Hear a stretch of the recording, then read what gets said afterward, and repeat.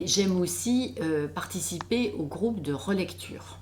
Je trouve que c'est tout à fait complémentaire de la lecture des textes nouveaux qui sont déposés à l'APA. Et dans les cahiers de relecture, c'est une toute autre démarche. Et ça a été la première quand même initiative de l'APA pour répondre à une demande qui nous est faite, et bien heureusement très souvent, comment lire, parce que tout le monde ne peut pas aller à Ambérieu, s'installer à Ambérieu pour lire les textes. Donc ça a été ça, ce qui a donné cette idée de cahier de relecture, c'est-à-dire de publier, avec l'autorisation des auteurs et des déposants bien entendu, mais de publier des extraits pour les donner à lire plus largement. Donc c'est tout à fait différent.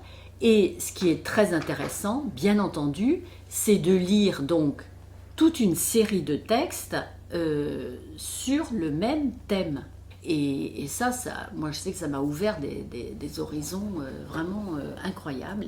C'était pas évident d'ailleurs au départ de choisir des textes, de choisir des extraits. Parce que bon, il y a quand même toujours cette volonté à l'APA d'accueillir, non seulement d'accueillir tous les textes, mais de les traiter, de les lire tous et de les traiter tous de la même façon. Et moi, je me suis occupée des journaux.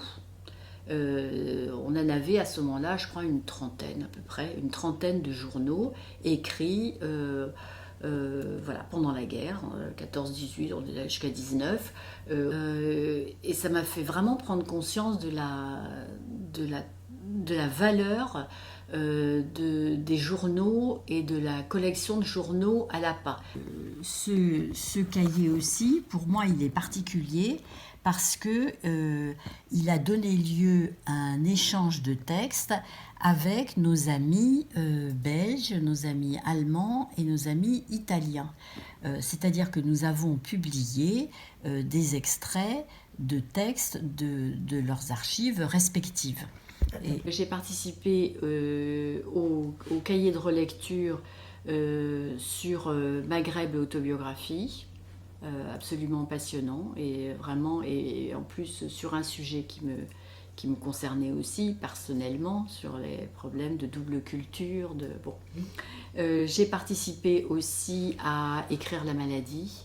Là aussi, j'ai travaillé avec Françoise Lotte sur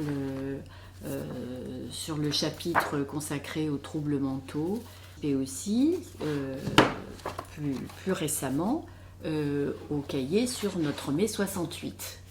Et voilà. Et là aussi, d'ailleurs, en m'intéressant plus particulièrement dans ce cahier aux journaux.